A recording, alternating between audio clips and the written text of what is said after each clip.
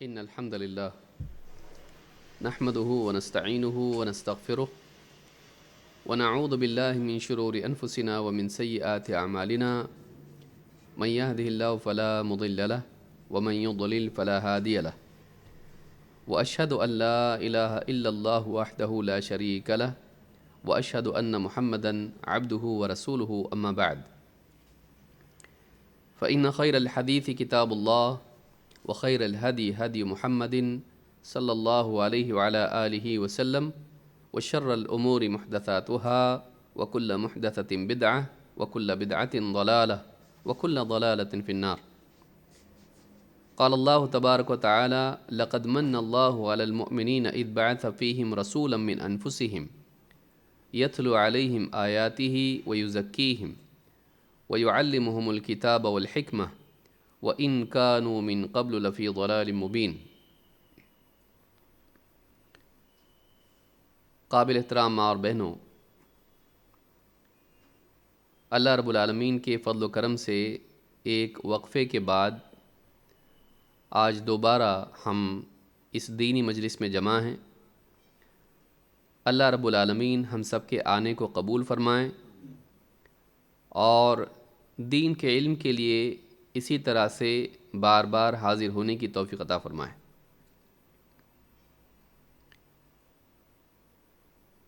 ایک عورت کی زینت اس کی خوبصورتی اور اس کے زیورات میں نہیں ہے، بلکہ اس کی واقعی زینت اس کی سوچ کی گہرائی اور اس کے کردار کی اخلاق کی اونچائی میں ہے. واقعی وہ قابل قدر تب بنتی ہے جب علمی اعتبار سے گہرائی اس کے اندر پیدا ہو، اس کی سوچ گہری ہو، اور دوسرے یہ کہ زندگی گزارنے کے اعتبار سے جو طریقہ کار، اسوہ اور جینے کا مستویٰ ہے، انداز ہے، وہ اعلیٰ ہو. اس کی سوچ گہرے علم کے تابع ہو جو کتاب و سنت پر مبنی ہو،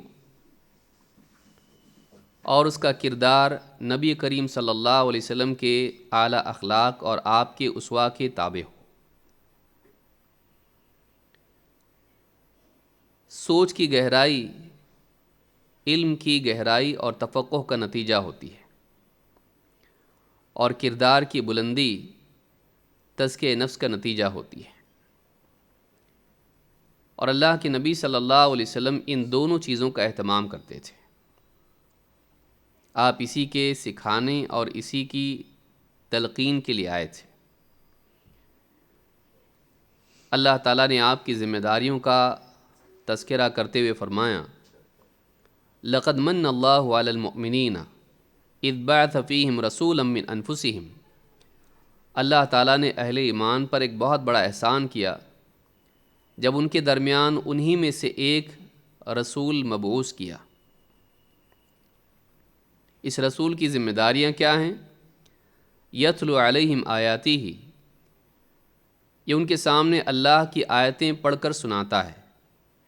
جو کچھ اللہ کی طرف سے وحی نازل ہوتی ہے اسے جوں کا توں ان تک پہنچاتا ہے.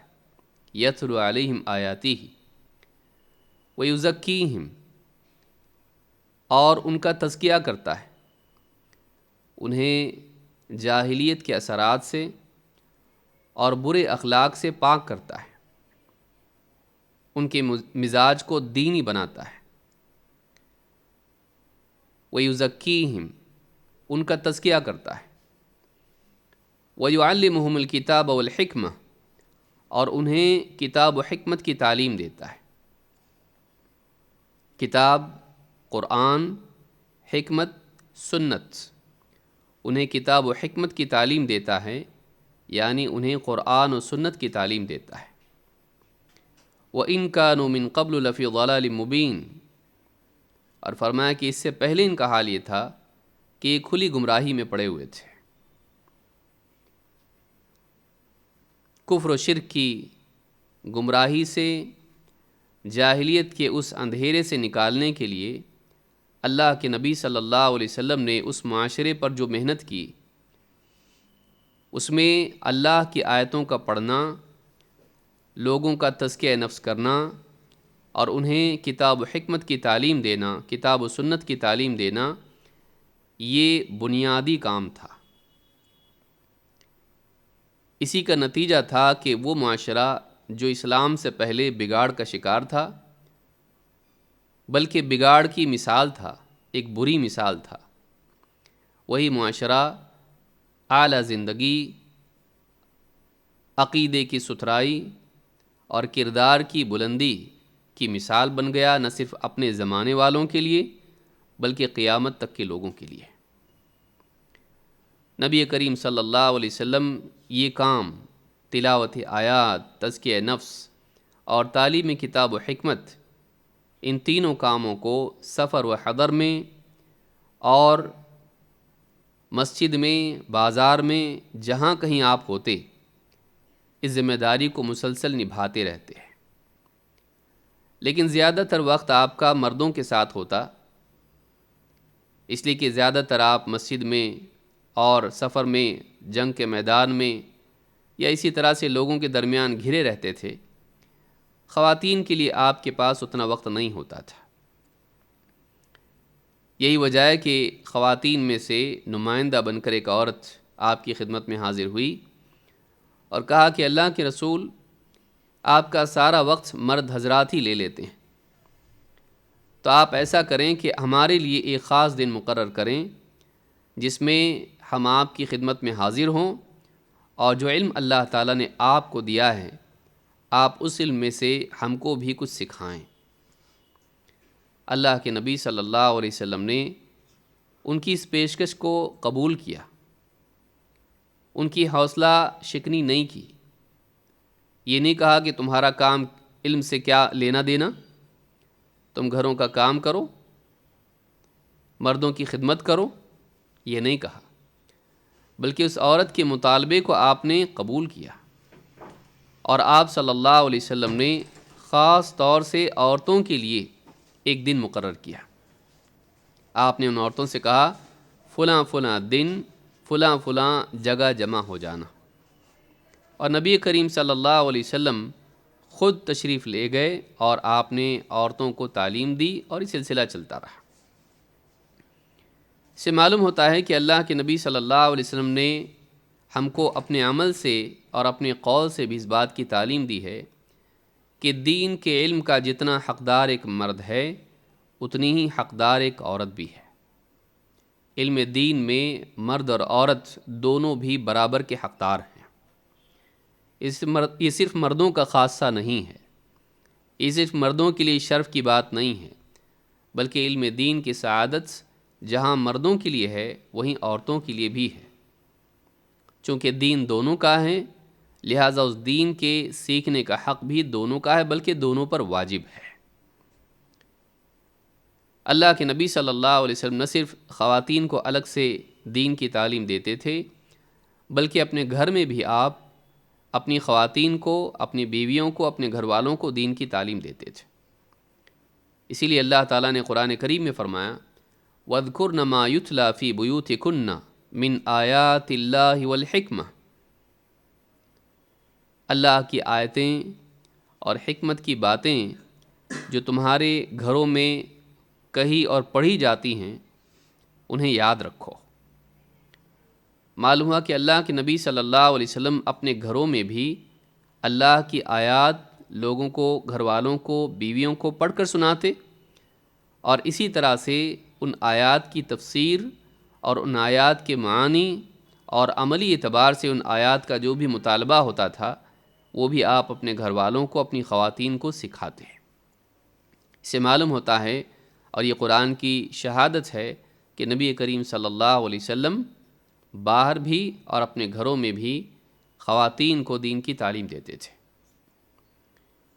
اس سے دین کی اہمیت معلوم ہوتی ہے اور دین کے علم کی اہمیت معلوم ہوتی ہے۔ بلکہ اس زمانے کی عورتوں کا ایک خاص مزاج تھا۔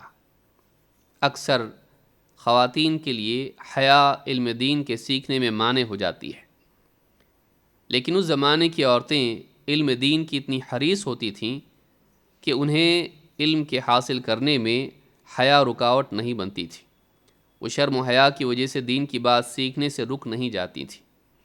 اسی لیے حضرت عائشہ رضی اللہ تعالیٰ عنہ فرماتی ہیں نعم النساء نساء الانصار لم یکن یمنعہن الحیاء ان یتفقہن فی الدین. انصاری عورتیں بھی کیسی اچھی عورتیں تھیں، انہیں علم دین گہرائی کے ساتھ سیکھنے میں حیا رکاوٹ نہیں بنتی تھی. گہرائی کے ساتھ دین کا علم حاصل کرنے میں ان کے لیے حیا، شرم اور رکاوٹ نہیں بنتی تھی. معلوم ہے کہ وہ عورتیں علم دین سیکھنے کی حریص ہوا کرتی تھیں. لیکن یہاں ایک خاص لفظ حضرت عائشہ رضی اللہ تعالیٰ عنہ نے استعمال کیا ہے، ان یتفقہن فی الدین. ان یتفقہن فی الدین، معلوم ہے کہ یہاں تفقہ کی بات ہو رہی ہے، دین میں تفقہ حاصل کرنا. عربی زبان میں تفقہ کہتے ہیں دین کے گہرے علم کو. اس زمانے کی عورتیں دین کا علم اوپری سطحی طور پر حاصل نہیں کرتی تھیں، بلکہ وہ دین کا علم گہرائی کے ساتھ حاصل کرتی تھی. اللہ کے احکام کیا ہیں، اس کی دلیل کیا ہے، اس کے مقاصد کیا ہیں، اس کے تعلق سے اور کیا باتیں ہیں، دین کا علم گہرائی کے ساتھ سیکھتی تھی. اس زمانے کی عورتوں کا مزاج دو باتیں اس میں خاص اس قول میں دکھائی دیتی ہیں. ایک یہ کہ وہ علم دین کے معاملے میں شرماتی نہیں تھیں، دوسرے یہ کہ ان کا علم سطحی نہیں تھا بلکہ وہ دین کا علم گہرائی کے ساتھ حاصل کرتی تھی. آج خواتین میں بہت سی عورتوں میں دین کے علم کا شوق ہے، لیکن موجودہ دور میں ایک بلا یہ ہے کہ سطحی علم کو کافی سمجھ لیا جاتا ہے. گہرے علم کے لیے عورتیں کیا مرد بھی اتنے آمادہ نہیں ہوتے. وجہ کیا ہے؟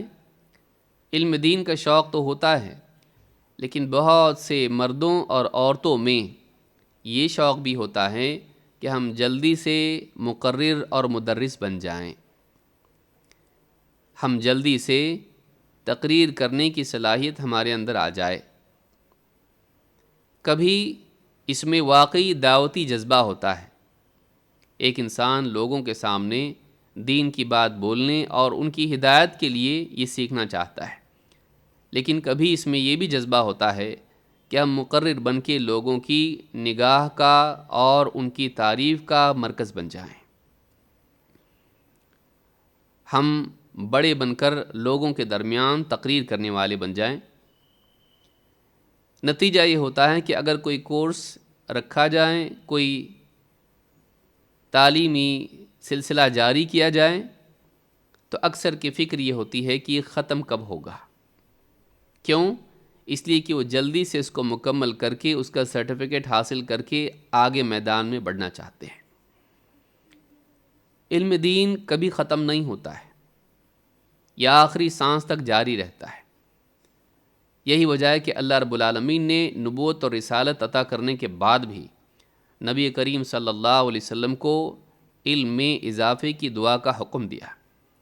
اللہ تعالیٰ نے فرمایا وَقُلْ رَبِّ زِدْنِي عِلْمًا، اے نبی آپ اللہ سے دعا کرتے ہوئے کہیے اے میرے رب مجھے علم میں اور بڑھا دے، میرے علم میں اضافہ کر دے. انسان کو ہمیشہ علم حاصل کرنے والا رہنا چاہیے. اس کا کورس کبھی ختم نہیں ہوتا ہے، اس کا علم کا سفر یہ ہمیشہ جاری رہتا ہے. جب تک اس کی سانسیں چلتی ہیں، سانس اندر جاتی ہے باہر نکلتی ہے، تب تک کہ وہ علم بھی لیتا رہتا ہے اور دیتا رہتا ہے. علم کی طلب میں مسلسل لگے رہنا یہ طالب علم کی شان ہے. اللہ کے نبی صلی اللہ علیہ وسلم فرماتے ہیں من ہمان لا یشبعان طالب علم و طالب دنیا. دو حریص ہیں جو کبھی سیر نہیں ہوتے، کبھی ان کا پیٹ بھرتا نہیں، کبھی ان کا جی بھرتا نہیں. دو حرص والے لالچی لوگ ایسے ہیں جو کبھی سیر نہیں ہوتے. طالب علم و طالب دنیا، ایک علم کا طلب کرنے والا، علم کا حریص، دوسرا دنیا کا طالب، دنیا کا حریص۔ دنیا میں ہر وہ چیز آتی ہے جو یہاں میسر ہے، مال، دولت، عزت، شہرت، کرسی، عہدہ، اس طرح کی جتنی بھی چیزیں ہیں یہ ساری دنیا میں آتی ہیں۔ تو ایک انسان جو دنیا کا حریص ہے کبھی سیر نہیں ہوتا، اسی طرح سے طالب علم بھی کبھی سیر نہیں ہوتا، وہ مسلسل علم حاصل کرتا رہتا ہے۔ وہ تکمیل سے زیادہ تحصیل کی چاہت رکھتا ہے، مکمل کرنا ہے، فنش کرنا ہے، اس کو اس کی فکر نہیں ہوتی ہے۔ وہ یہ چاہتا ہے کہ کچھ حاصل کروں، اس لیے کہ ایک انسان کام مکمل کرے لیکن حاصل نہ ہو کچھ، تو ایسا انسان محروم ہے۔ کورس مکمل کیا لیکن سیکھا کچھ نہیں، یاد نہیں رہا، سمجھ میں نہیں آیا، زندگی کا حصہ نہیں بنا، مستقبل کے لیے کارآمد نہیں ثابت ہوا، تو اس نے کورس تو مکمل کیا لیکن تکمیل کے باوجود تحصیل سے محروم رہا۔ اصل چیز تحصیل ہے اور اصل چیز تأصیل ہے۔ تأصیل کس کو کہتے ہیں؟ انسان گہرائی کے ساتھ دین کے اصولوں کو جانے، گہرا علم اس کے پاس ہو، اس کے فاؤنڈیشن کلیئر ہو، اس کے فنڈامنٹلز کلیئر ہوں، بنیادی باتیں جو دین کی ہیں انہیں واقعی وہ جانتا ہو۔ آج بدقسمتی سے لوگوں میں جلدی جلدی علم حاصل کر کے کھڑے ہو کے تقریر کرنے کا مزاج آ چکا ہے۔ اس کی وجہ یوٹیوب، فیس بک اور واٹس ایپ پہ آنے والے ویڈیو ہیں۔ ہر انسان اس بات کا شوقین ہے کہ ہم کسی طرح سے مدرس بن کر لوگوں کے درمیان کھڑے ہو جائیں یا بیٹھ جائیں۔ یاد رکھیں، گہرے علم کے ساتھ جو انسان دعوت کے میدان میں اترتا ہے وہ خود بھی نقصان میں رہتا ہے، دوسروں کو بھی نقصان پہنچاتا ہے۔ لیکن جہالت کے ساتھ دین کے میدان میں اترنا یا عمل کے میدان میں اترنا، اس کا نقصان صرف انسان کی ذات تک اکثر محدود رہتا ہے۔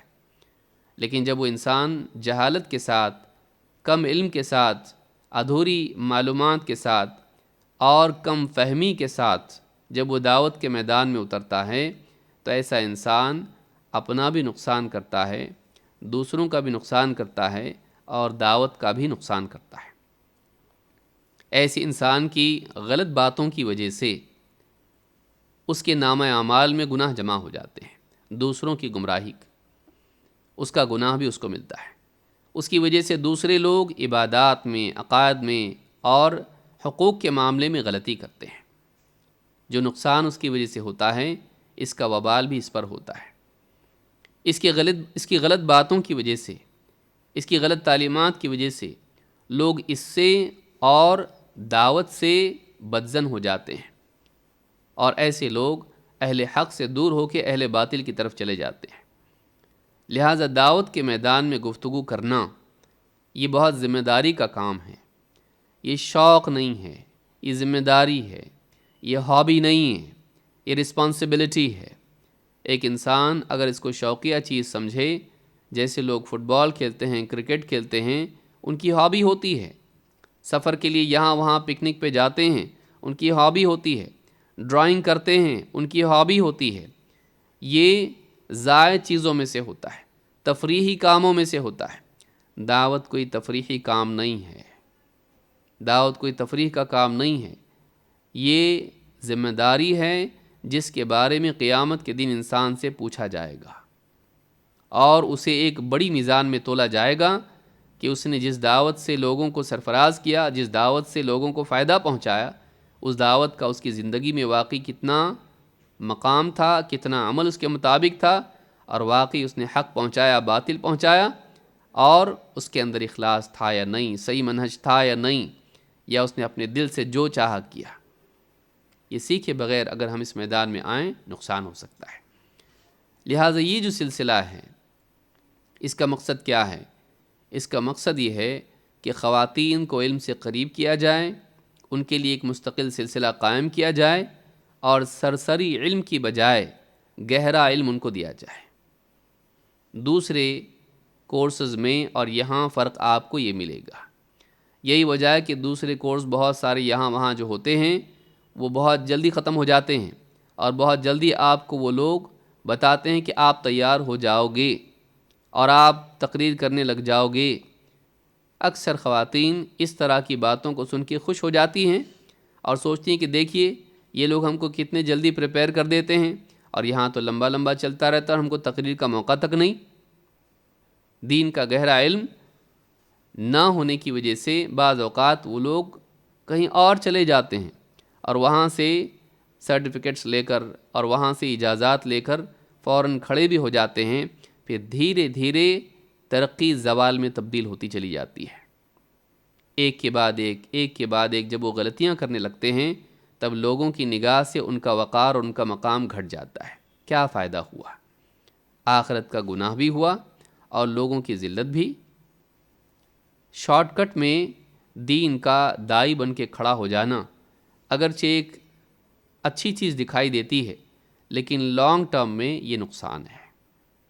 ہم یہ چاہتے ہیں اور سلف کا یہی طریقہ رہا ہے کہ طالب علم کو لمبی مدت تک دین کا علم سکھایا جائے، گہرائی کے ساتھ سکھایا جائے، بنیادی باتوں کو پختگی کے ساتھ ان کے قلوب میں راسخ کرنے کی کوشش کی جائے، تاکہ جب وہ کسی بھی میدان میں جائیں تو دین کی معلومات گہرائی کے ساتھ ان کے پاس ہو، ان کا کردار اچھا ہو، ان کے اندر اخلاص ہو، ان کے اندر اپنے آپ کو نمایاں کرنے کا شوق نہ ہو، ان کے اندر داعیانہ اخلاق ہوں، ان کے اندر دین سیکھنے کا مزاج ہو، چھوٹا بن کے دین کا کام کرنے کا مزاج ہو، ان کے اندر گھمنڈ نہ آئے، ان کے اندر دکھاوا نہ آئے، ان کے اندر بے عملی نہ آئے، بلکہ یہ اپنے آپ کو جھکا کر دین کا علم حاصل کرنے والے بنے ہیں۔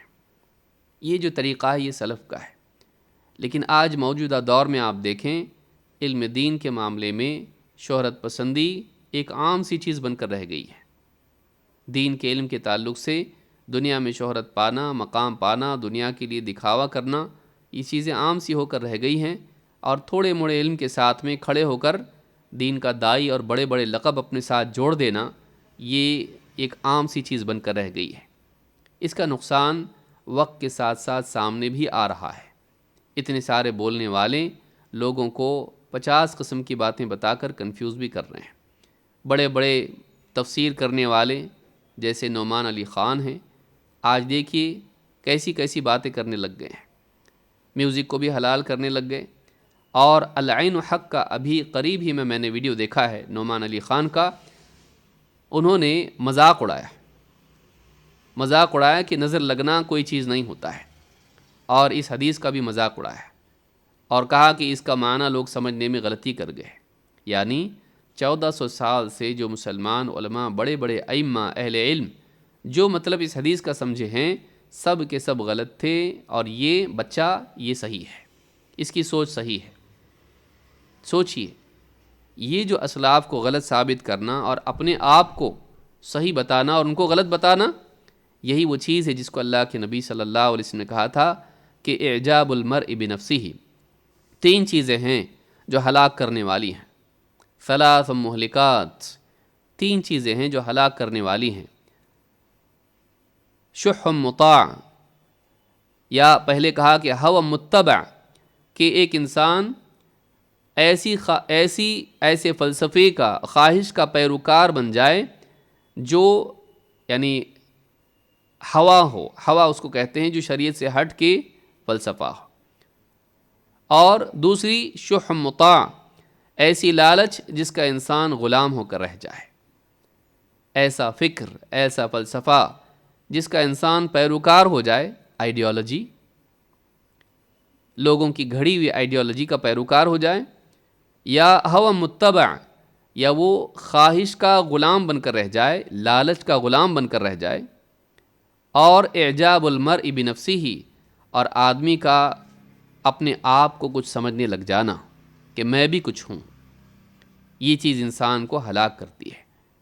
پھر انسان جب اپنے آپ کو کچھ سمجھنے لگتا ہے تو بڑے بڑے علماء کو بھی رد کرنے میں حیا محسوس نہیں کرتا ہے، بغیر کسی دلیل کے، محض اپنے فلسفے کی بنیاد پر کہ مجھے صحیح نہیں لگتا ہے۔ کوئی دلیل کی بنیاد پر اگر کسی بات کو رد کرے، بات سمجھی جا سکتی ہے، لیکن انسان کا کہنا کہ میری رائے میں یہ غلط ہے۔ آپ بتائیے، سالوں کی 1400 سال علماء جس بات کو مانتے رہیں، بس ایک جھٹکے میں آدمی کہہ دے کہ میری رائے میں یہ غلط ہے۔ مجھے لگتا ہے کہ اس کو کسی نے سمجھا نہیں ہے۔ یاسر قاضی جیسے لوگوں کو دیکھیں، مشہور لوگ، لیکن پھر کہا کہ مخلوقات ایک مخلوق سے دوسری مخلوق بنی، صرف انسان کا معاملہ الگ ہے، لیکن باقی مخلوقات ڈاروین کی تھیوری صحیح ہے، مانی جا سکتی ہے۔ یا یہ کہہ دیا کہ لوگ جو قبروں پر جا کر بزرگوں سے مانگتے ہیں، اس کو غلط تو کہا جا سکتا ہے، لیکن اس کو شرک نہیں کہا جا سکتا ہے۔ دیکھیے کیسی بڑی ٹھوکر لگی ہے۔ ایک انسان سیدھے عقیدے کے معاملے میں بڑی غلطی کر گیا کہ قبروں پر جا کر مانگنا شرک نہیں ہے۔ بتائیے، اتنا پڑھا لکھا آدمی لیکن ایسی غلطی کر گیا۔ یا علی مرزا کو آپ دیکھیے، انجینئر علی مرزا، اس کے سننے والے بھی ہیں، کہہ دیا کہ جنت میں اللہ تعالیٰ تم کو منی خدا بنانے والا ہے۔ جنت میں اللہ تعالیٰ تم کو منی خدا بنا دے گا کہ جو اللہ چاہتا ہے کرتا ہے، اور اللہ کو موت نہیں ہے، تو جنت میں جتنے لوگ رہیں گے ان کو موت نہیں ہوگی، اور وہ جو چاہیں گے ان کو ملے گا۔ اس اعتبار سے وہ گویا کہ نعوذ باللہ منی خدا بن جائیں گے۔ غور کریں کہاں تک بات چلی گئی۔ مشرکین اگر اپنے معبودوں کو منی گاڈ مانتے ہیں تو اس میں کوئی، یعنی یہ مشرک ہو جاتے ہیں، اسلام سے نکل جاتے ہیں، یا کافر قرار پاتے ہیں۔ اور وہی ایک آدمی اسلام کے ماننے کا دعویٰ کرتا ہے اور پھر جنتیوں کے بارے میں کہتا ہے کہ وہ منی خدا ہو جائیں گے، تو اس سے اس کے اسلام پر کوئی زد نہیں پہنچتی، اس سے اس کے اسلام پر کوئی زد نہیں پڑتی ہے۔ تو اب غور کریں کہ ایک انسان بعض اوقات مشہور تو ہو جاتا ہے، لیکن صحیح منہج نہ ہونے کی وجہ سے جب بولنے والا ہوتا ہے اور اس کے ہزاروں لوگ سننے والے ہوتے ہیں، تو ایسا آدمی اتنی بڑی غلطی کر جاتا ہے کہ لوگ بھی اس کی وجہ سے گمراہ ہو جاتے ہیں۔ پھر لوگ دو دھڑوں میں تقسیم ہو جاتے ہیں، ایک وہ جو شک میں پڑ جاتے ہیں بات صحیح ہے کہ غلط، اور دوسرے وہ ہو جاتے ہیں جو اس کی محبت میں اندھے ہو کر اس کا دفاع کرتے ہوئے اسی کی صف میں جا کے شامل ہو جاتے ہیں، اور ان کا انجام بھی وہی ہوتا ہے جو اس کا ہوا۔ کئی لوگوں کو آپ دیکھیں گے کہ اس طرح کی کم علمی کی وجہ سے، گہرے علم کے نہ ہونے کی وجہ سے انہوں نے بڑی بڑی غلطیاں کی ہیں۔ اسرار احمد کو آپ دیکھیے، آج مشہور ہیں کافی انٹرنیٹ کے اوپر، لیکن آپ ان کو دیکھیں گے کہ انہوں نے کہا کہ صوفیہ اس حدیث کو صحیح کہتے ہیں، اس لیے اس کو مانا جا سکتا ہے۔ کون سی حدیث؟ میں آسمان و زمین میں نہیں سماتا لیکن مومن کے دل میں سما جاتا ہوں، اللہ تعالیٰ نے کہا، حدیث قدسی ہے، بالکل موضوع حدیث ہے، صحیح حدیث نہیں ہے، لیکن انہوں نے اپنے فلسفے کو لوگوں کے سامنے پیش کرنے کے لیے اور اپنی بات کو طاقت پہنچانے کے لیے اس حدیث کا سہارا لیا جو کہ صحیح نہیں ہے، جبکہ جان رہے ہیں محدثین نے اس کو ضعیف کہا ہے۔ لیکن محض صوفیہ کے ماننے کی وجہ سے، صوفیہ کا میدان حدیث کا نہیں ہے، حدیث کا میدان محدثین کا ہے۔ حدیث کے بارے میں فیصلہ صوفیہ کا نہیں مانا جائے گا، اس کے بارے میں فیصلہ محدثین کا مانا جائے گا، جو حدیث کے قواعد کو جانتے ہیں، کس بنیاد پر حدیث صحیح ہوتی ہے، کس بنیاد پر حدیث ضعیف ہوتی ہے۔ لہٰذا آپ دیکھیں گے ایسی بڑی شخصیات جو مشہور ہیں، عالمی شخصیات مانی جاتی ہیں، لیکن ایسی بڑی غلطیاں کرتے ہیں۔ یہ غلطی محض حدیث کے صحیح اور غلط، صحیح اور ضعیف قرار دینے میں نہیں ہے، جو بعض اوقات محدثین کو بھی پیش آتی ہے، کسی راوی کے حالات مخفی رہنے کی وجہ سے یا سند کے متصل منقطع ہونے میں علم کی کمی کی وجہ سے۔ یہ وہ بات نہیں ہے، یہ بات ہے کہ آدمی جان رہا ہے کہ اس حدیث کے جو ماہرین ہیں انہوں نے حدیث کو ضعیف کہا ہے، موضوع کہا ہے، لیکن پھر بھی اپنے فلسفے کی تائید میں حدیث آتی ہے تو خواہش پرستی کرتے ہوئے ایک آدمی اس حدیث کو تسلیم کر لے، جبکہ حدیث صحیح نہیں ہے، جان رہا ہے صحیح حدیث نہیں ہے۔ یہ حال ہوتا ہے آدمی کا جب اس کے پاس علم گہرا نہ ہو اور منہج پختہ نہ ہو۔ ایسی کئی مثالیں دی جا سکتی ہیں، چاہے پھر وہ مولانا مودودی ہوں، سید قطب ہوں، یا تقی الدین نبہانی ہو، یا اس طرح کے جتنے لوگ ہوں۔ انہوں نے ایسے افکار پیش کیے جو صحیح نہیں تھے، اگرچہ انہوں نے کچھ پڑھا لکھا تھا لیکن منہجی اعتبار سے صحیح نہیں تھے، علم کی وہ پختگی نہیں تھی جو سلف کے ہاں پائی جاتی ہے۔ نتیجہ کیا ہوا کوئی صحابہ کے بارے میں بدگمان کرنے والا بن گیا، کس نے حکومت الہیہ کا ایسا فلسفہ پیش کر دیا جو سلف میں کہیں بھی نہیں تھا کہ ساری حکومتوں کو پلٹا کر حکومت حاصل کر لو اور پھر سارا اسلام نافذ کر لو، اور پھر نوجوان اور اسی طرح سے پڑھا لکھا طبقہ حکومتوں کے خلاف سازش کرنے میں لگا دیا اس کو۔ ان کے کریئر ختم ہو گئے، زندگیاں خراب ہو گئیں، بیویاں ان کے جیتے جی بیوہ ہو گئیں، بچے ان کے جیتے جی یتیم ہو گئے، یتیم کی طرح ہو گئے، ماں باپ بڑھاپے کی حالت میں محتاج ہو کر رہ گئے، بہنیں گھر میں بیٹھی ہوئی ہیں، کوئی ان کے نکاح کے لیے تیار نہیں، اس لیے کہ ان کا بھائی ٹیررسٹ ہے، جیل میں قید ہے۔ دین کے نام پر انہوں نے بولے بھالے نوجوانوں کو ایسا فلسفہ دے دیا جس سے ان کی زندگیاں برباد ہو گئیں، اور جتنے لوگ ان کے ساتھ جڑے ہوئے تھے ان کی زندگیاں بھی خراب ہو گئی۔ حاصل کلام یہ کہ دین کا گہرا علم ضروری ہے، اور دین کے علم کے تعلق سے دین کے سمجھنے کے لیے صحیح منہج ضروری ہے۔ اگر یہ نہ ہو تو انسان سرسری علم حاصل کر لے گا، یہاں وہاں سے سنے گا اور غلط باتوں کو صحیح سمجھ کر انہی کے مطابق جینے والا بنے گا۔ اگر اس کو یہ تمیز نہ ہو سکے صحیح کیا ہے غلط کیا ہے، تو ایسا انسان غلط کو صحیح اور صحیح کو غلط سمجھ کر گمراہ ہو جائے گا۔ ان دینی مجالس کا مقصود کیا ہے؟ آپ کے اندر گہرا علم آئیں، صحیح منہج آپ کو معلوم ہو، اور صحیح اور غلط میں تمیز کی صلاحیت اور اس کی دلیلیں آپ کے پاس آئیں، اس لیے کہ دلیل شخصیتوں سے اوپر ہوتی ہے۔ اگر دلیل انسان کے پاس نہ ہو، کوئی بھی انسان آ کر، کوئی بھی گمراہ آدمی آ کر آپ کو انٹرنیٹ کے راستے سے یا براہ راست آپ کو گمراہ کر سکتا ہے۔ لیکن اگر آپ نے اپنا دین سمجھ رکھا ہے، آپ کو معلوم ہے کہ واقعی صحیح کیا ہے اور کیوں وہ صحیح ہے، اور غلط کیوں غلط ہے، اگر آپ کو معلوم ہے، کوئی انسان آپ کو گمراہ نہیں کر سکتا ہے۔ تو یہ جو ہمارے کورسز ہیں بعض اوقات وہ طویل بھی ہو جاتے ہیں۔ خواتین کی طرف سے اکثر سوالات آتے ہیں، چٹھیاں آتی ہیں، براہ راست ہم سے پوچھا جاتا ہے، یہ ذمہ داران سے پوچھا جاتا ہے کہ یہ کورس کتنا لمبا چلے گا۔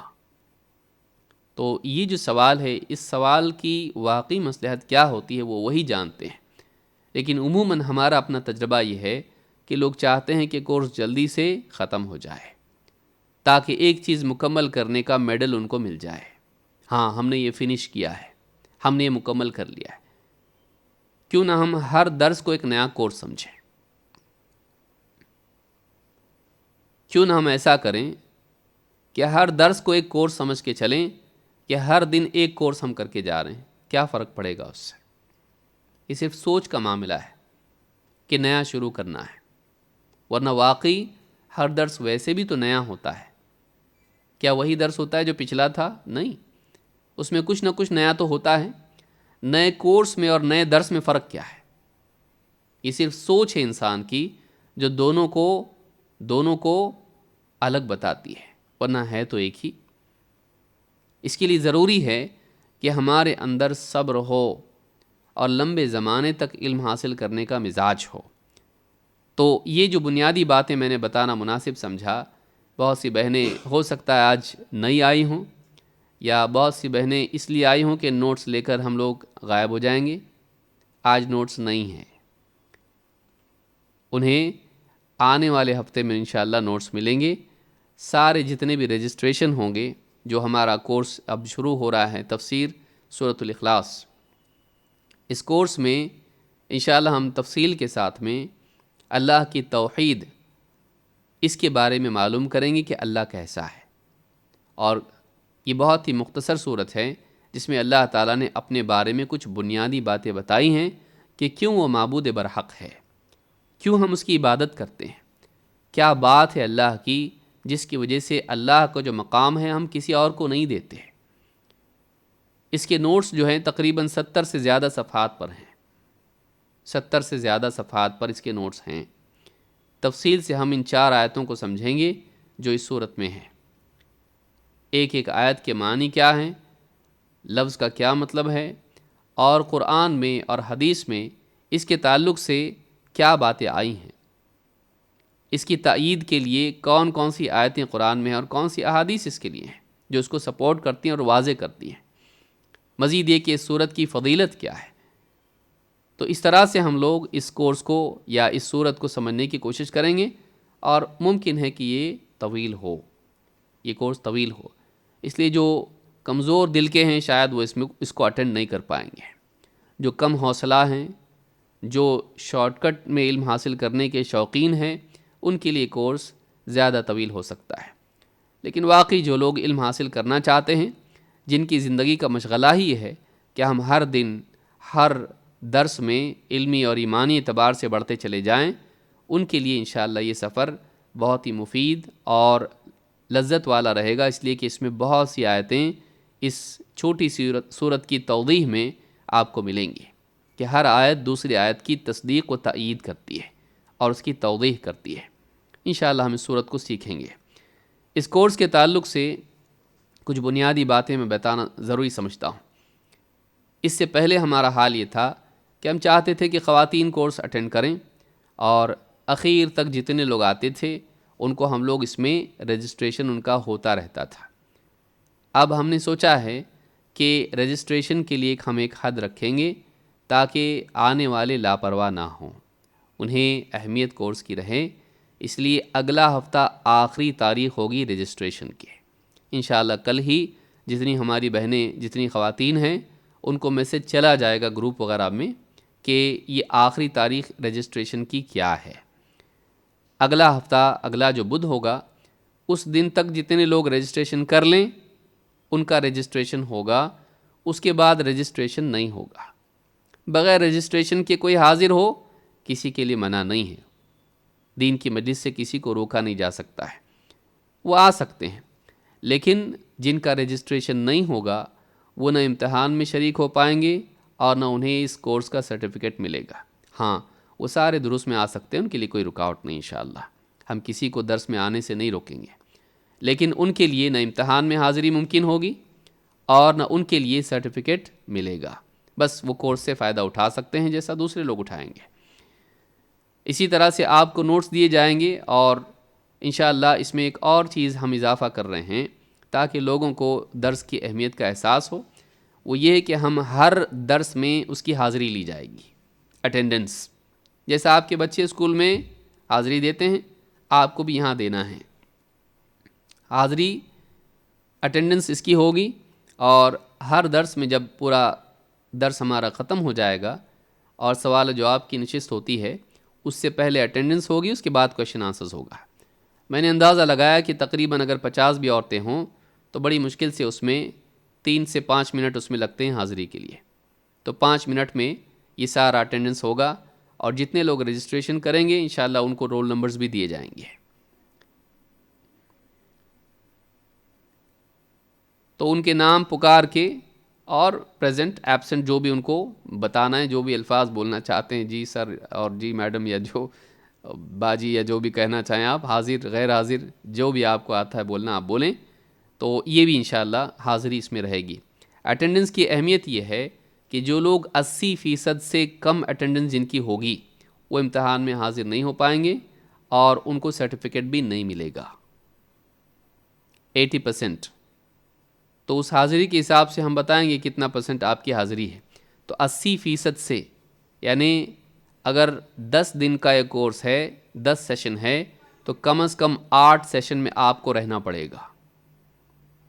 اگر 2 سیشن کسی وجہ سے چھٹی آپ کی ہو گئی تو گنجائش ہو سکتی ہے، لیکن اگر 8 سے کم آپ کی یعنی حاضری رہی تو آپ نہ امتحان میں حاضر ہو سکیں گے اور نہ ہی آپ کو سرٹیفکیٹ ملے گا۔ ہم کو کوئی پرواہ نہیں کہ زیادہ آئیں یا کم آئیں، یہ قاعدہ رہے گا۔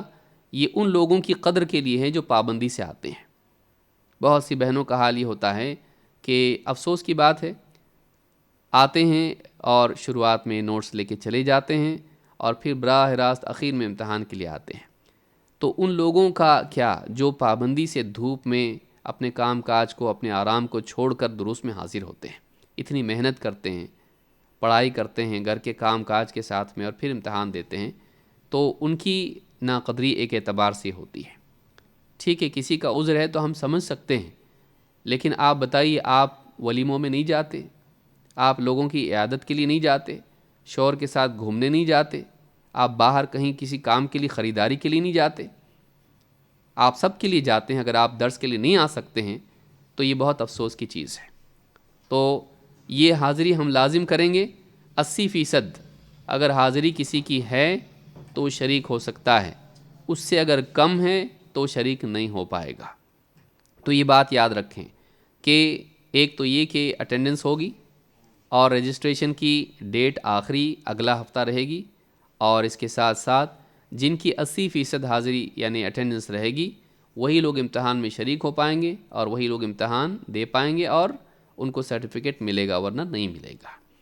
باقی درس میں اگر آپ حاضر ہوتے ہیں تو آپ کے لیے کوئی رکاوٹ نہیں ہے، آپ بغیر اٹینڈنس کے یا بغیر آپ سرٹیفکیٹ اور ایگزامس کے اگر آنا چاہیں، کیونکہ بہت ساری ہماری خواتین ایسی ہیں کہ جو بزرگ ہوتی ہیں، بیمار ہوتی ہیں، طبیعت ٹھیک چلتی ہے، کبھی نہیں بھی چلتی ہے، تو کبھی آتے ہیں کبھی نہیں آ پاتے ہیں، تو ہم ان کے آنے کی قدر کرتے ہیں، اور ان کے لیے ہم یعنی یہ نہیں کہیں گے کہ وہ نہیں آ سکتے، کسی کو ہم روکیں گے نہیں۔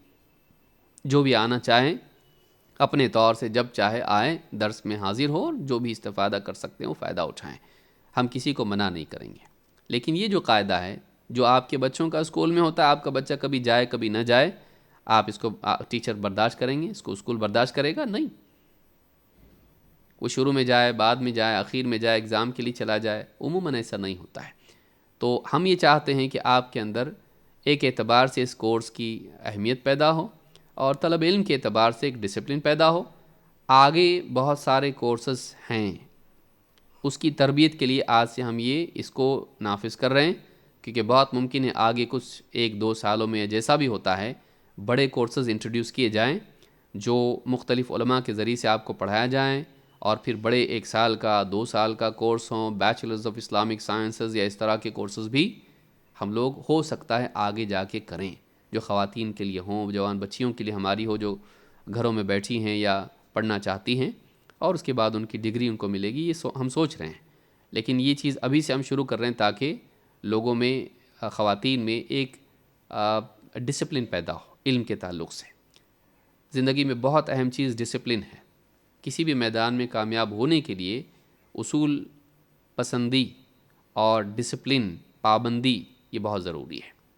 کبھی بھی آئے، کبھی بھی اٹینڈ کیے، کچھ بھی کیے، کبھی حاضر کبھی غیر حاضر، چاہا تو کیا چاہا تو نہیں کیا، یہ چیز دنیا میں بھی نہیں چلتی ہے، دین میں بھی مناسب نہیں ہے۔ تو یہ ساری چیزیں میں نے بنیادی طور پر کہیں، اور بات تھوڑی طویل ہو گئی، لیکن یہ چونکہ ہمارا پہلا سیشن ہے اس لیے میں نے اس کو مناسب سمجھا۔ اور اس بارے میں تحفۃ النساء کا جو رزلٹس تھے وہ بھی آج آپ کو تقسیم کیے جائیں گے انشاءاللہ، اور اس میں جو بھی آپ کو مارکس دیے گئے ہیں وہ 100 میں سے مارکس ہیں، اور اس کے مطابق 3 لوگوں کو پہلا، دوسرا، تیسرا آفیشلی جو بھی انعام تھا وہ دیا جا رہا ہے، جنہوں نے سب سے زیادہ مارکس لیے، اس کے بعد دوسرا اور تیسرا، اور ان کو جو بھی بہت بڑے انعامات تو نہیں ہیں، لیکن بس ان کی حوصلہ افزائی کے لیے ان کو انعامات دیے جا رہے، ورنہ اللہ سے امید ہے کہ اللہ کے انشاءاللہ ان کے لیے بڑا انعام ہوگا، اور اللہ تعالیٰ واقعی سارے اس میں شریک ہونے والوں کو بہترین جزا دے، آپ کے آنے کو قبول کرے، اور آپ کے لیے اللہ تعالیٰ آسانیاں پیدا فرمائیں مزید آگے کے کورسز کے لیے بھی۔ تو ہم دعا کریں گے جن لوگوں نے اس کورس میں شرکت کی، کیونکہ بہت طویل چلا ہے کورس، اور اس میں پابندی سے حاضر ہوئے، اس کے امتحان کے لیے پڑھائی کی، امتحان دیے، اللہ تعالیٰ ان کے آنے کو، پڑھنے کو، سیکھنے کو، لکھنے کو سب کو قبول فرمائے۔ سارے لوگ پاس ہیں، کوئی اس میں سے فیل نہیں ہے، تو سبھی کے سبھی پاس ہو گئے ہیں الحمدللہ۔ محنت کی اور اچھے مارکس لینے والے 90 سے زیادہ مارکس لینے والے ہیں، 80 سے زیادہ مارکس لینے والے کئی اسٹوڈنٹس ہیں۔ میں سمجھتا ہوں 15 سے 18 کے قریب جو ہیں انہوں نے 80 سے زیادہ مارکس لیے ہیں، تو یہ بہت ہی قابل قدر چیز ہے۔ اللہ رب العالمین آپ کے پڑھنے کو اور آپ کے سیکھنے کو اور آنے کو قبول فرمائے، اور ہم سب کو مزید علم حاصل کرنے کی توفیق دے۔ آئندہ بھی بہت سارے کورسز ہیں، اس کے لیے ابھی سے تیار رہیں، لیکن یہی چیز ہے کہ ہماری وہ بہنیں جو بلا عذر آنے میں کوتاہی کرتی ہیں، وہ اپنے حال پر غور کریں۔ انسان کو اتنا عاجز اور اتنا کوتاہ نہیں ہونا چاہیے کہ وہ علم کے لیے نہیں آ سکے، کتاب و سنت کے علم کے لیے نہ آ سکے۔ ہاں کسی کا عذر ہے، ساس بیمار ہے، یا گھر میں کوئی ہوتا نہیں ہے، یا کچھ اور مجبوری ہے، ہم سمجھ سکتے ہیں، لیکن بہت ساری بہنیں ان کی کوئی مجبوری نہیں ہوتی ہے، ان کی ایک ہی مجبوری ہوتی ہے، سستی۔ تو یہ جو مجبوری ہے یہ بری مجبوری ہے، اچھی نہیں ہے۔ اللہ کرے ہم سب کو سمجھ آئے اور ہم دین کا علم حاصل کرنے والے بنیں۔ میں سمجھتا ہوں آج کے لیے اتنا کافی ہے، کیونکہ آپ کے پاس ابھی جو بھی وقت ہے اس میں آپ کو آپ کا جو تقریب ہے انعامات وغیرہ دینے کی اور سرٹیفکیٹ وغیرہ تقسیم کرنا ہے وہ بھی ہے۔ میں چاہتا تھا کہ اس میں آپ کو پرچہ حل کر کے بتایا جائے کہ واقعی جوابات صحیح کیا تھے، تو میں سمجھتا ہوں 5 منٹ میں ہو سکتا ہے، یہ کوئی مسئلہ نہیں انشاءاللہ، تو حل کر لیں گے ہم اس کو انشاءاللہ۔ آپ کے پاس پرچے ہیں وہ نکال لیں، جو لوگ ایگزام میں حاضر تھے تو صحیح جوابات ان کو معلوم ہو جائیں تو میں سمجھتا ہوں بہتر رہے گا۔ اس میں 100 مارکس کا پرچہ تھا، اور پہلا سوال تھا دیے گئے الفاظ میں سے مناسب لفظ چن کر خالی جگہ پر کیجیے۔ چونکہ آج وہ پروجیکٹر خراب ہے، معاملہ کنیکٹر نہیں اس کے لیے، لہٰذا اسکرین پر ہم آپ کو نہیں دکھا پا رہے ہیں، اپنے پرچے میں آپ دیکھ سکتے ہیں۔ سوال تھا کہ جنت میں عورت اپنے ڈیش کے ساتھ شوہر کے ساتھ رہے گی، پہلے، سب سے نیک، آخری۔ جواب ہے آخری، صحیح جواب ہے آخری۔ 2، اللہ کے نبی صلی اللہ علیہ وسلم نے بیٹے کی قبر پر رونے والی عورت سے کہا اللہ سے ڈرو اور ڈیش کرو۔ جواب ہے اس کا صبر کرو، یا میں ڈائریکٹ جواب بتاتا ہوں آپ کو۔ ماتم کرنا جاہلیت کے اعمال میں سے، صحیح جواب ہے جاہلیت۔ بنی اسرائیل کی ایک بدکار عورت ایک کتے کو پانی پلانے کی وجہ سے جنت میں گئی، بعد میں بلی لکھا ہے اس میں، بلی کو باندھ کے رکھنے کی وجہ سے جہنم میں گئی تھی عورت، کتے کو پانی پلانے کی وجہ سے جنت میں گئی۔ اللہ کے نبی صلی اللہ علیہ وسلم نے عاشورہ کے دن بستیوں میں آدمی بھیج کر بقیہ دن کے روزے کا حکم دیا تھا، تو یہ عاشورہ اس کا صحیح جواب ہے۔ 6، اللہ کے نبی صلی اللہ علیہ وسلم نے عاصیہ نام کو بدل کر اسے جمیلہ کر دیا، تو جمیلہ اس کا صحیح جواب ہے۔ گھر میں بے حیائی پر راضی رہنے والے شخص کو اللہ کے نبی صلی اللہ علیہ وسلم نے دیوس کہا ہے، دیوس اس کا صحیح جواب ہے۔ 8، حدیث میں ہے کہ بیوی اپنے شوہر کے گھر اور اس کی، بعض لوگوں نے تجوری لکھا ہے، حدیث میں ہے کہ بیوی اپنے شوہر کے گھر اور اس کی اولاد پر نگراں ہے۔ جو ذہن میں ہوتا ہے انسان بعض اوقات، ہاں۔ 9، اللہ کے رسول صلی اللہ علیہ وسلم نے ایسی عورت کو زانیہ کہا جو لوگوں کو اپنی طرف مائل کرنے کے لیے گھر سے عطر لگا کر نکلے، زانیہ اس کا صحیح جواب ہے۔ 10، حدیث میں ہے کہ حج عورتوں کا جہاد ہے، حج عورتوں کا جہاد ہے۔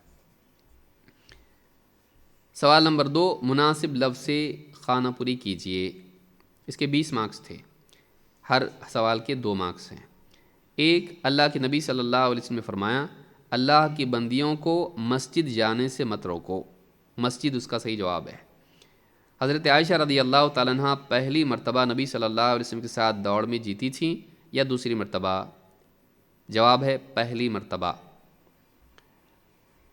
سوال نمبر 3، عورت پسلی کی طرح ہے، اگر تم اسے بہت سیدھا کرنے کی کوشش کرو گے تو اسے توڑ دو گے، تو پسلی صحیح جواب ہے۔ 4، معاذ بن جبل رضی اللہ عنہ صحابی جب شام سے لوٹے تو انہوں نے اللہ کے نبی صلی اللہ علیہ وسلم کو سجدہ کیا تھا، کسی نے عبداللہ ابن عمرو یا کسی نے عبداللہ ابن مسعود لکھا ہے، کسی نے اور لکھا کچھ۔ سوال نمبر 5، حدیث کے مطابق عورت سے کتنی چیزوں کی وجہ سے نکاح کیا جاتا ہے؟ صحیح جواب تھا 4 ختم۔ کسی نے تفصیل لکھی ہے، اچھی بات ہے، لیکن 4 اس کا جواب ہے، تو ہم نے ان کو بھی جواب صحیح دیا ہے جنہوں نے اور زائد چیزیں لکھی ہیں۔ نمبر 6، نبی صلی اللہ علیہ وسلم نے فرمایا میری آنکھوں کی ٹھنڈک نماز میں رکھ دی گئی ہے، نماز۔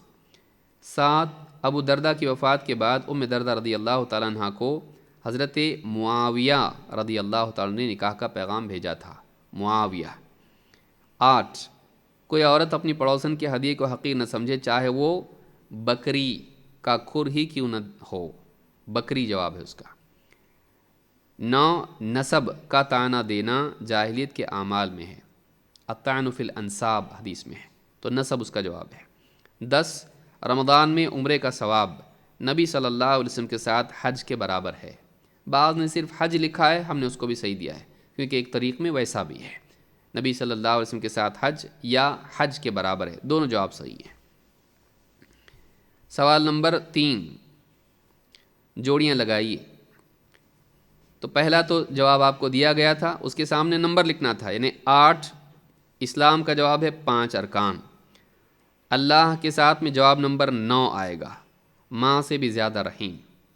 نیک عورت کے لیے آپ چاہے 1 لکھا ہو آپ نے یا 6 لکھا ہو، اس طرح میں بتایا تھا کہ کچھ جوابات ڈبل ہیں، کنفیوژن رہے گا، یا سوال کے پرچے میں ہی جوابات رہیں گے، تو یہ ہم نے کیا تھا۔ تو نیک عورت اس کا 1 لکھیں تو بھی صحیح، 6 لکھیں تو بھی صحیح۔ بہترین متاع بھی ہو سکتا ہے اور خزانے سے بہتر بھی ہو سکتا ہے۔ نماز جواب نمبر اس کا ہوگا 10، آنکھوں کی ٹھنڈک۔ دوڑ کا مقابلہ جواب ہوگا نمبر 2، عائشہ۔ حساب جواب نمبر ہے 3، عذاب، جس کا حساب ہوا اس کو عذاب ہوگا۔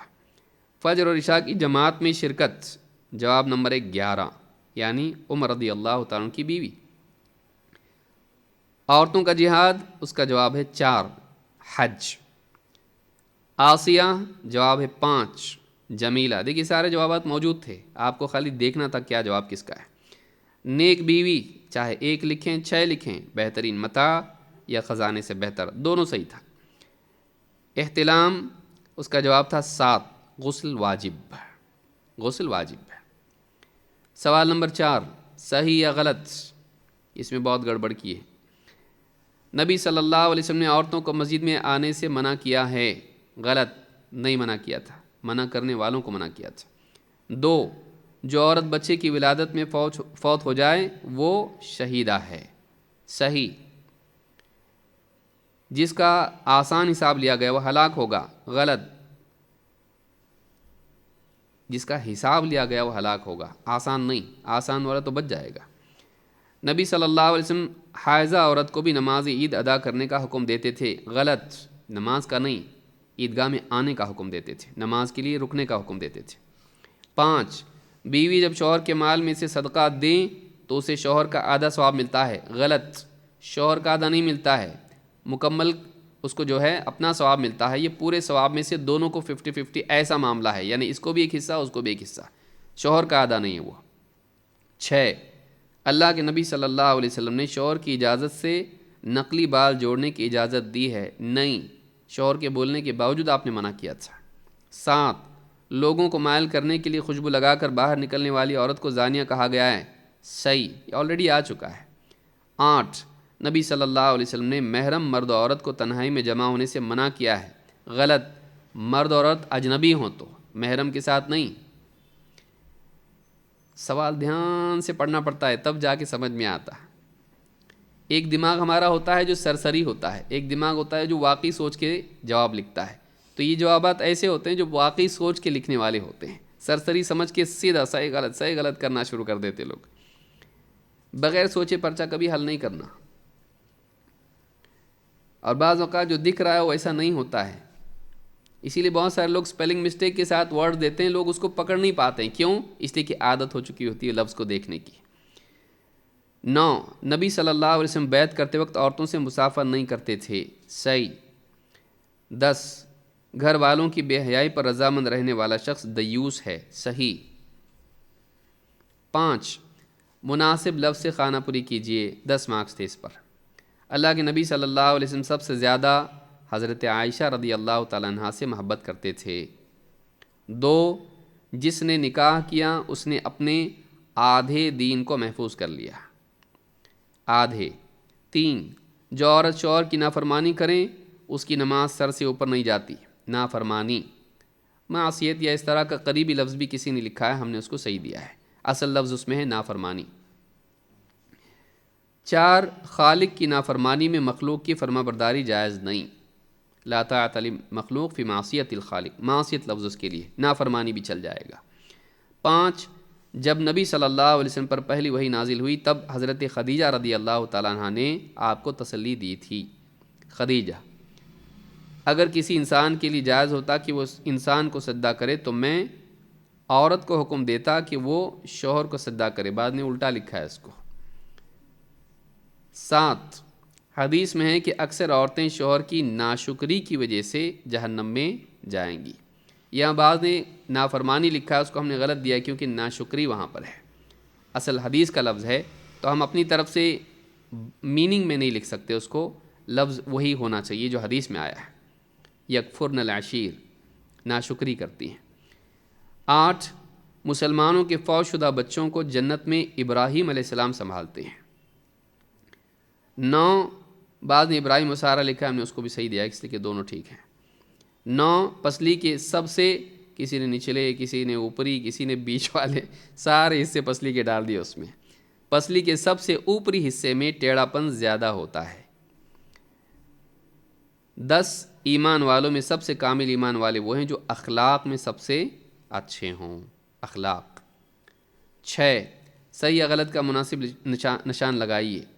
1، شوہر کی اجازت کے بغیر عورت نفل روزہ نہیں رکھ سکتی، صحیح، اجازت لینی پڑے گی۔ 2، بیوی بچوں کو مالدار چھوڑنے کی بجائے محتاج چھوڑنا بہتر ہے، غلط۔ 3، اسلام میں منہ پر مارنا منع ہے، صحیح۔ نمبر 4، پسلی کے سب سے نچلے حصے میں ٹیڑھا پن زیادہ ہوتا ہے، غلط۔ 5، ریشم اور سونا پہننا عورتوں کے لیے حرام ہے اور مردوں کے لیے حلال، غلط، الٹا ہے۔ 6، حدیث میں کہ عورت کے لیے مسجد میں نماز پڑھنا گھر میں پڑھنے سے بہتر ہے، نہیں، غلط، گھر میں پڑھنا بہتر ہے مسجد سے۔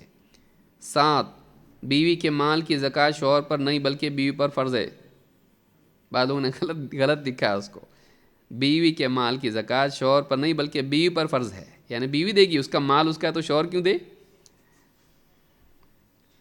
8، ولی کی اجازت کے بغیر نکاح نہیں ہوتا، صحیح۔ خلا میں اللہ کے رسول صلی اللہ علیہ وسلم نے شوہر کو حکم دیا کہ وہ بیوی کو اس کا مہر واپس لوٹا دے، الٹا، مہر کون دیتا ہے؟ شوہر، تو بیوی واپس لوٹائے گی، تو یہ غلط۔ نمبر 10، حدیث میں کہ شراب کا عادی انسان بت پرست کی طرح ہے، صحیح۔ نمبر 7، سوال نمبر 7، 10 مارکس اس پر ہیں۔ اسلام میں پہلا خلا کس صحابی کی بیوی کا ہوا؟ بہت سارے نام آئے ہم کو۔ ثابت ابن قیس ابن شماس، یہ صحابی ہیں، ثابت ابن قیس، کسی نے ثابت لکھا ہے تو بھی صحیح ہے۔ کس صحابی کے بیٹے نے کہا تھا کہ ہم عورتوں کو مسجد میں آنے سے روکیں گے؟ عبداللہ ابن عمر۔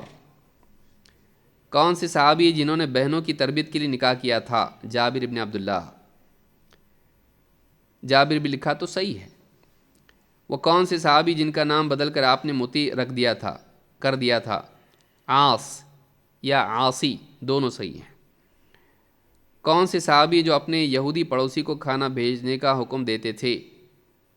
عبداللہ ابن عمر، بعض نے عمر لکھا ہے، غلط، عبداللہ ابن عمر الگ ہیں، عبداللہ ابن عمر الگ ہیں۔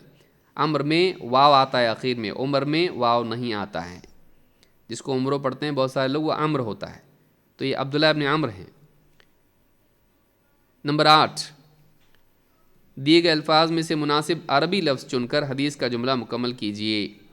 انما النساء شقائق الرجال، شقائق۔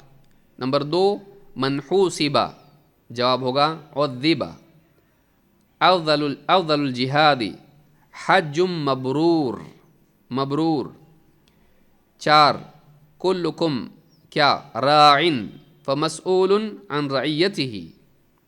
نمبر 5، ان، اس کے بعد لفظ آئے گا الصبر، ان الصبر عند اول صدمۃ، تو صبر آئے گا اس میں۔ 6، اللہم اعنی علی ذکرک و شکرک و حسن عبادتک۔ سوال نمبر 7، انما الماء من الماء، بعض نے غسل لکھا ہے، حدیث کے الفاظ ہیں پانی پانی سے ہے، تو بہت سارے لوگوں نے سوچا کہ اچھا یہاں غسل آنا چاہیے، انما الغسل من الماء لکھا ہے، تو انما الماء من الماء۔ پھر 8، المرأة لآخر ازواجها، لآخر، بیچ والا۔ نمبر 9، عذبت امرأة فی ہرۃ۔ 10، نساء کاسیات، بعض نے قاسیات لکھا، بعض نے خاشعات لکھا ہے، نساء کاسیات عاریات ممیلات مائلات، تو کاسیات اس کا صحیح جواب ہوگا۔ تو یہ آپ کا پرچہ ہے اور اس طرح سے ہم نے اس کو حل کیا ہے۔